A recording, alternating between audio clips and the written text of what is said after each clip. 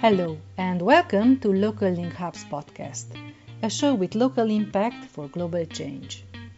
Local Link Hub is the localization and partnership initiative for Terre des Hommes. We are a global online platform, and we provide free e-learning and capacity development resources for local and national NGOs.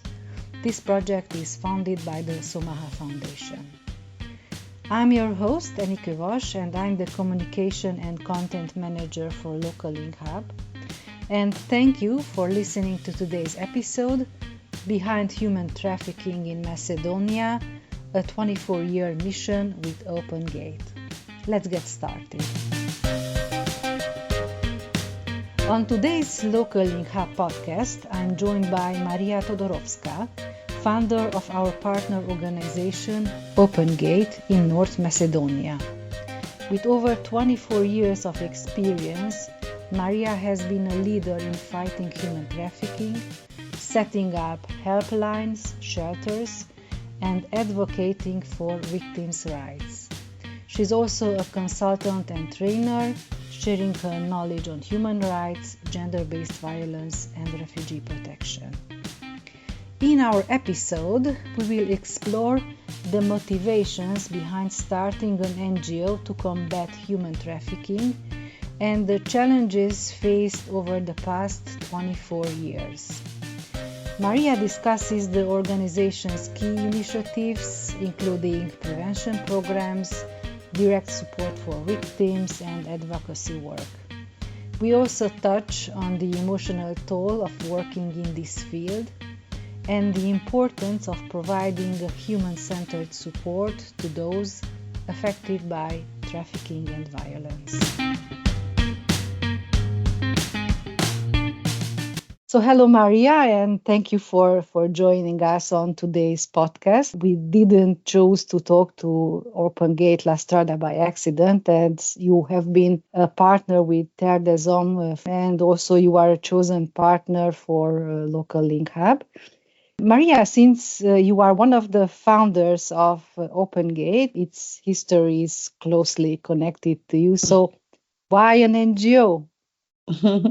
First of all, thank you for the invitation, and really, I'm glad that Open Gate La Strada is partnering with Terre des Hommes, not from last year, but 10 years, even more backwards.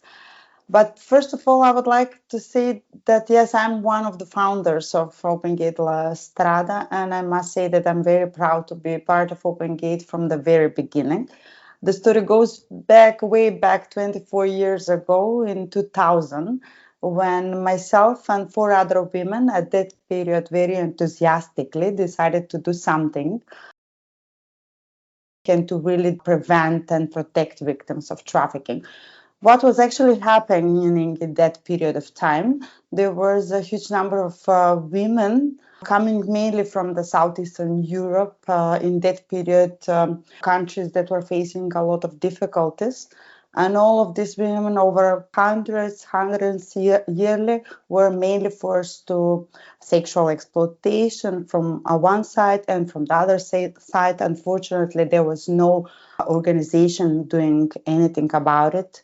There was no services available for them for protection. And on the other hand, there was a lacking capacity of the institution to deal with this phenomenon and to recognize that this phenomenon exists at that period of time.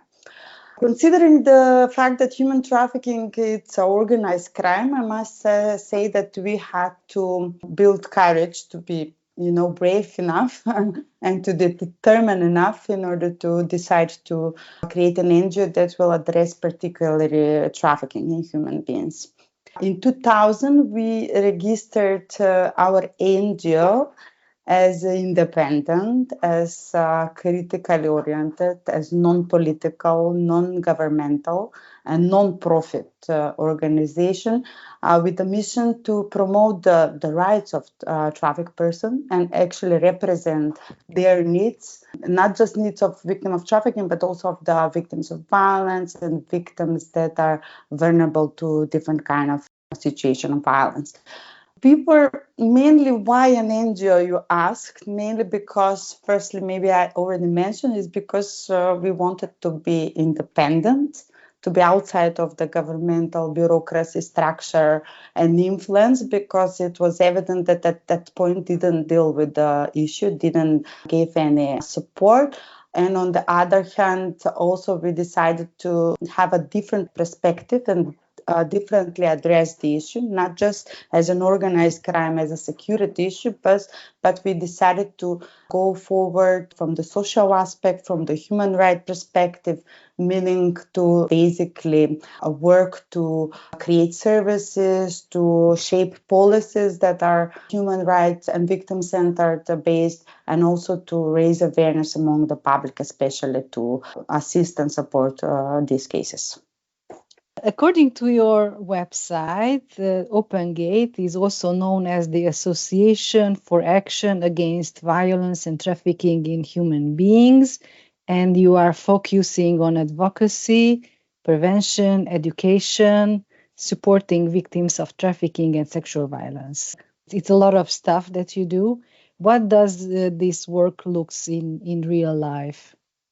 Definitely, this is our core work. We are working on these three main programs from the very beginning, because we want to address from the different side the issue of trafficking. The first program is prevention, which is in reality, in practice, is really much focused to address the root causes of trafficking and to lower the risks that lead especially vulnerable groups, especially children and youth, into a situation of exploitation and trafficking, mainly because different factor in the society, but also lack of information, lack of awareness, and so on. What we really do in praxis is that we do regular, innovative, creative, participative workshop with the youth and children, either in the school environment, either outside of the school.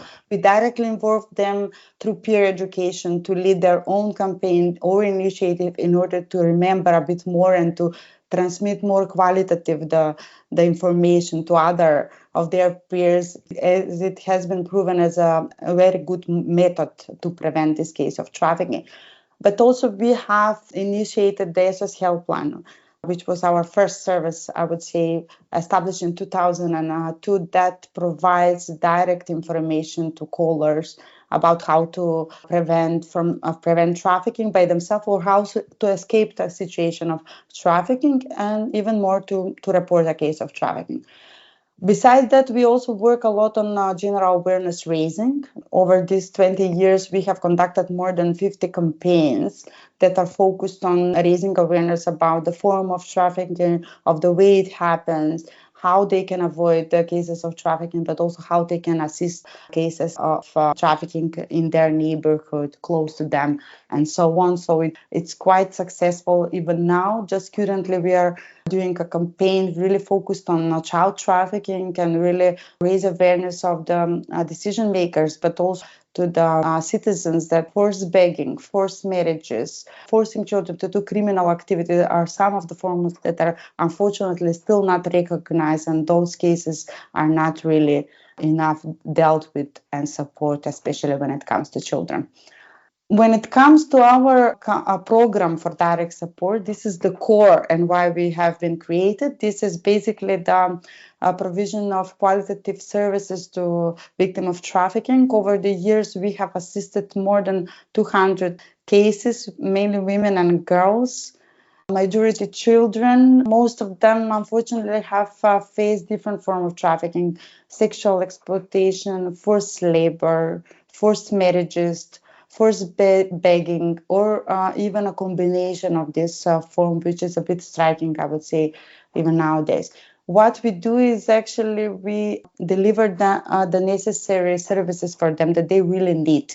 Means safe accommodation by running these shelters that is unfortunately the only one in our country, North Macedonia.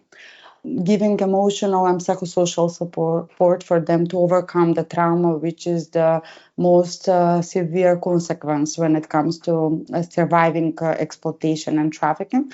Next, we do provide medical assistance, legal assistance, and legal representation in the court proceeding, which is quite crucial in the support of cases of trafficking and addressing trafficking in general.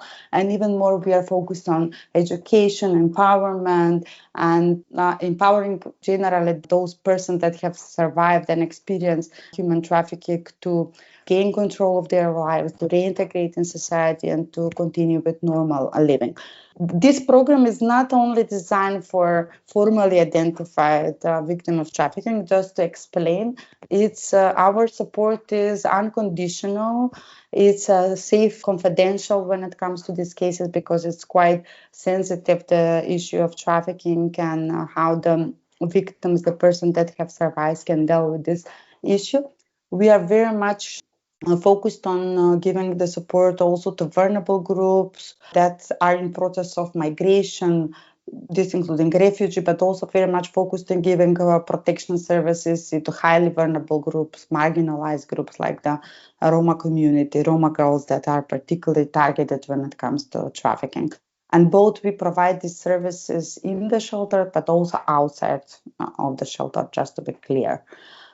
Besides this, we also work a lot. I mean, we consider ourselves to be the voice of the victim of trafficking. We collect their input, their experience, their perception, how the programs should be created, how the policy and laws should look like and should grant the rights for themselves. So we actively advocate for evidence-based policy and policies that reflect the needs and concerns of the trafficked person. We are constantly in, this is the advocacy part, the advocacy program where we are in continuous consultations with the decision maker. We are part of the working groups that create the laws, but also the strategy against trafficking, where we deliver a concrete recommendation how this should be created, accessible services and protection services for the victims. I'm particularly proud of that finally in 2022, after a 10-year of constant advocacy for the right of compensation for victims of trafficking, finally it was adopted the law for compensation of victims of crime. Yes, that gives unconditional access to material compensation for the victims of crime, including victims of trafficking, regardless of the criminal proceeding, which gives respect and recognition by the state that those victims are entitled to access to justice and to compensation. There are even more achievements, but probably I can speak all day.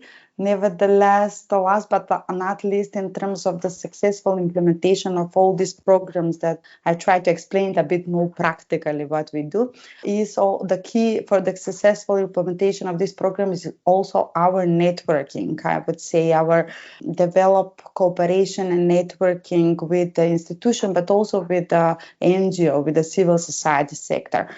We are Open Gate La Strada. Why we are La Strada? Because since 2001, we are part of the European Network Against Human Trafficking La Strada that has built our capacity to be what we are now, and that gave us courage to create the Open Gate La Strada.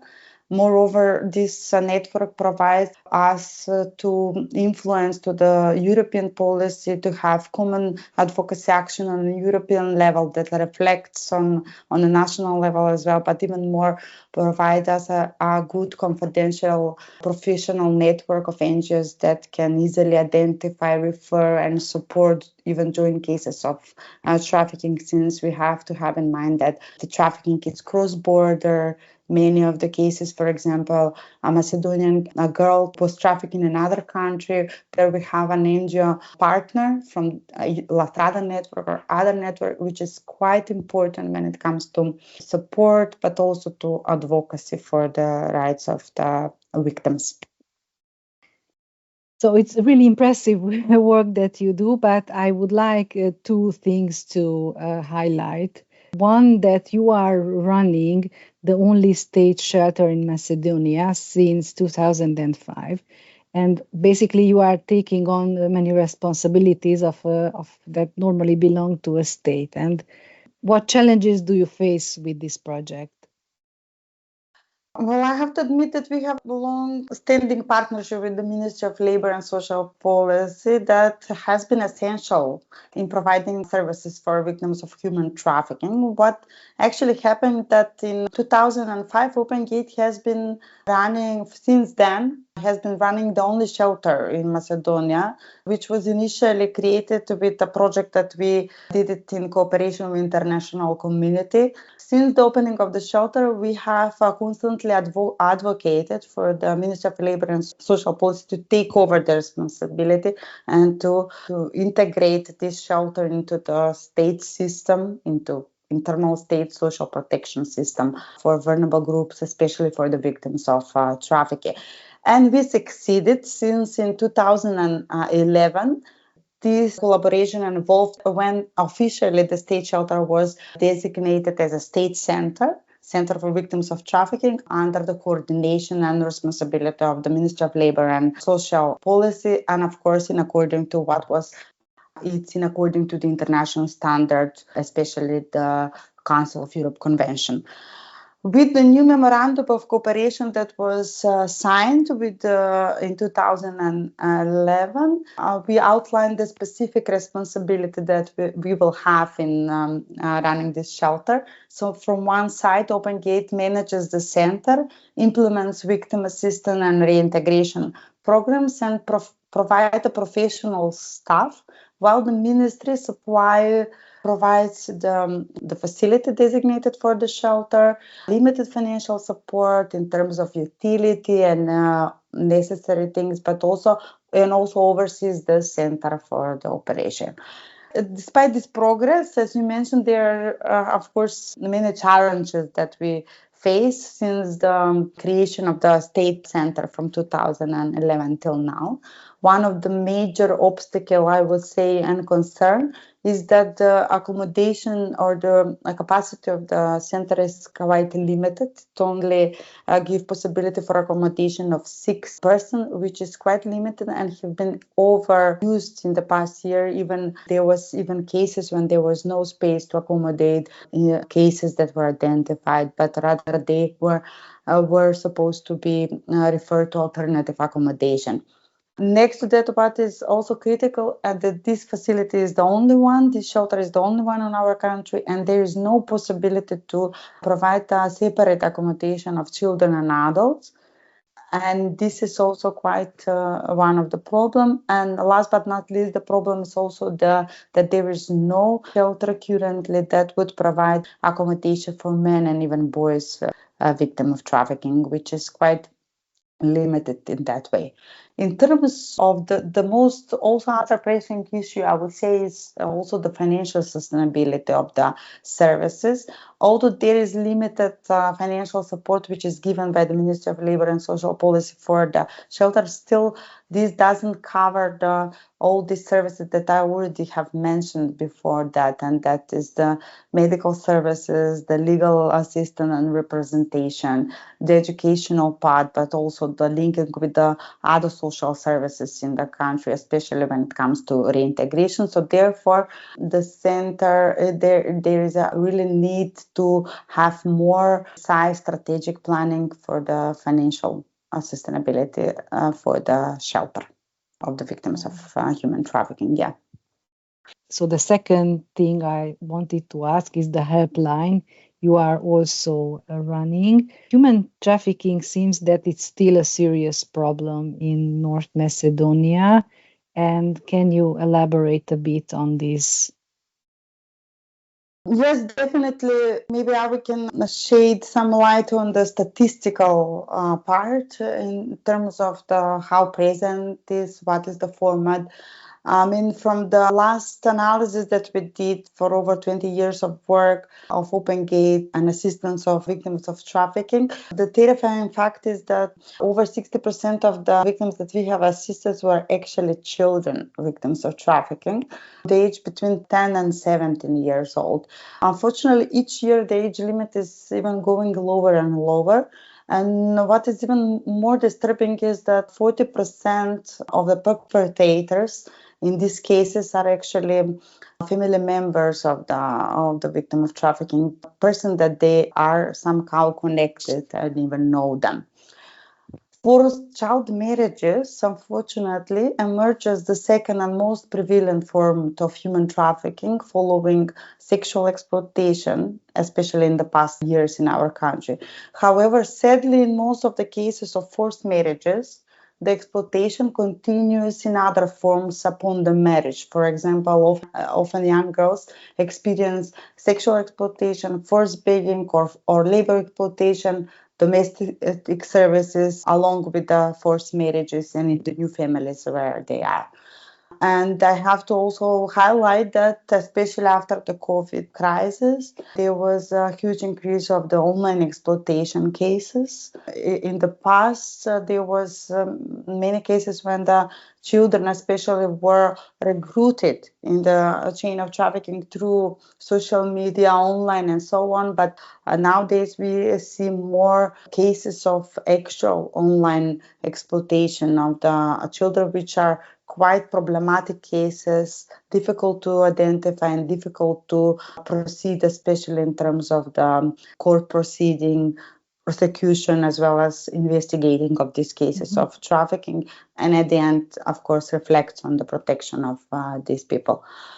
What I would like to maybe say a bit about the profile of victim of trafficking. Typically, those are mainly girls coming from marginalized community, especially ethnic minorities. In our case, are the Roma population that unfortunately faces systematic discrimination, but also faces a lack of access of rights and services in according to our law and regulation, which is quite problematic. Is the root causes basically of trafficking that has to be dealt. And secondly, over 70%, 71% of the cases that we have assisted had socioeconomic difficulty coming from a situation of poverty, lack of employment, a lack of decent living, a lack of care from, especially for children, lack of care of the grown-ups, parents, but also a lot of factors like dysfunctional family, situation of addiction that are also quite, let's say, a bit of a huge factors when it comes to vulnerability and luring, especially children and youth into trafficking and exploitation. In that sense, I would say that one of our services I already mentioned, but I would like to stress that we initiated as a first services was the SOS helpline or hotline, which is still ongoing. It's fully functional, open 24/7. It's anonymous SOS line that provide opportunity for even to citizens to call anonymously and report of cases of trafficking, which is quite needed, I can say, even now, because the majority of the citizens are scared to report the cases, are especially to the police. They want to be anonymous and doesn't want to be involved in those cases. So that's why I can say that this service is quite important for proactive identification and reporting of cases of trafficking. And furthermore, on the SS line, also the victim themselves can call and ask either for psychosocial support, emotional support, or building a security plan for even escape a situation of trafficking. Of course, this SOS line is in close cooperation with the appropriate institution, especially with the police, and we are in a way being as a mediator, as a connection and the bridge between the vulnerable groups, between the victim, the citizens, and the police in order to respond proactively and say qualitative when it comes to these cases of trafficking. And last but not least, the SOS line is also very important that people can call and ask. Nowadays, there is a huge trend of people going abroad to live, work abroad. So in many of these cases, there were some situations where people are either deceived or even lured into a case of labor exploitation, especially. And we are here also to provide a direct information or to refer these callers, these beneficiaries, where they can seek more information, where can turn for help, what they can do. So it's more like a supportive, let's say, a service for these cases. I need to ask because hearing about this human trafficking and sexual abuse, it's also stressful for me. But being in the situation that you are meeting these people and you are dealing with them, how do you cope emotionally? Yes, that is a good question. But I would sometimes I to do this regardless of whether it's my job or not. It's difficult because when I see those children that come in our shelter, which are on the same age as my daughter, it's inevitable, this emotional crisis that I see the reflection in their faces. I see my daughter and I always see thinking what would happen if this is happening to my daughter. But nevertheless, I will get back to why we form an NGO and why we are doing this, because we want to do this very professionally and very with a great confidentiality over the victims that we assist, because that's what they need. And plus, what is essential for us as an NGO, especially for the professional, psychosocial, psychologists, social workers, even lawyers that work daily with victim of trafficking, we provide constant support to our professional, to provide support to us as well as to our professional, to prevent burnout syndrome, because it often happens, because you're engaged into this trying to help as much as I can to cases of trafficking, to girls that have that are in very bad condition, physical, emotional, psychological. From one side, on the other side, there is still some gaps in terms of the systematic approach for the protection of victims of trafficking. So what we do also professional assistance, also counseling therapy, even for our professionals that work daily. We do team building regularly with on a yearly basis in order to be more to take care of ourselves, in order to be able to care for others, and also do a professional supervision with a certified psychologist in order to have more effective case management and also healthy professionals. Thank you. In 2020, you celebrated your 20th anniversary, and I saw a video recording where you mentioned that several important services are still missing in your country. Has the situation improved since? Well, I must admit that there were some advancement since 2020. Of course, again, based on our constant pressure to do some changes. So what we did was we did with the Ministry of Labor and Social Policy solid-based feasibility study about the services missing and enhancing the capacity of the shelter. Even these goals were in part or were put into the new national strategy for the period of 2021 and 2025 in a national level, that again proved the commitment of the institution to work toward better services in terms of shelter, in terms of accessibility, and so on. And even more, the last but not least, is that the Ministry of Labor and Social Policy succeeded to overtake land where we could possibly build a new shelter that could eventually be bigger, not only in terms of numbers of capacity and beds, but also in terms of the separate accommodation of children and adults, different kind of forms of exploitation, and so on. So we are making this program for construction of the shelter. Unfortunately, there are also other factors. We had some political change just 2 months ago, but we do hope that even the new government could stick on what is already part of the national strategy against human trafficking, and to the Ministry of Labor and Social Policy, especially commitment to work toward better services for victims of trafficking. Nevertheless, what I would like to point out, we especially need to, not just in terms of shelter, that is not the only service that we need. We want to expand the in general the services on a national level, and services meaning counseling services that are quite needed, for example, especially because of the psychological consequences, the huge trauma that they are encountering, and so on. Next, we need more precise centers for rehabilitation and reintegration, which are quite crucial because after leaving the shelters, they need more systematic approach and support for them to be fully integrated into society, to access the services on a local level, to have employment, to have independent living, and so on, which is quite important on a national level. Also, in terms of children, we are very much in need of mobilizing and training more foster family that could be capable and qualified to support children victims of trafficking, especially on lower age, below 12 years ago, that are the best option, I would say, for the long-term solution especially for child victims of trafficking and their reintegration. Unfortunately, we have limited number of families and that limited number of capacity that could deal in these cases.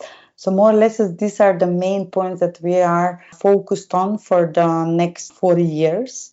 Which is also embedded in the Open Gate La Strada strategic plan that we have reviewed last year, and we are now focused to support the system, not just solely ourselves to give services, but also to further work on the strengthening the national system for protection of victims of trafficking in terms of services, but also in terms of protection. I wish you good health and good luck with all this work you have ahead of you. As a final question, when you look back at 24 years of Open Gate La Strada work, what are the most memorable moments for you? One or two? The most memorable moment for me is the realization that we have in many ways fulfilled our goal by mostly influencing national system for protection, but also policies that now respect and protect those who have been experienced and have suffered trafficking and exploitation. On a practical level, just last month, a woman who entered our program back in 2009 has visited us, and I'm really happy that I saw her as a grown-up woman that is living a fulfilling life. It's empowered, living independently, and even more, she is keen and capable to support us in our ongoing work.